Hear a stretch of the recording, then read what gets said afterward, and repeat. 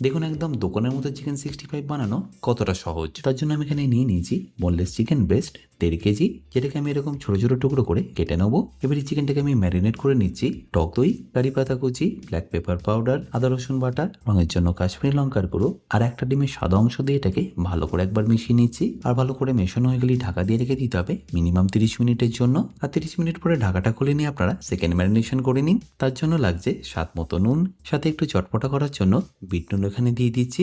তারপর বাইন্ডিং এর জন্য লাগবে 1 কাপ রাইস ফ্লাওয়ার আর 2 কাপ ময়দা। এই মেজারমেন্টটা 1.5 কেজি চিকেনের জন্য।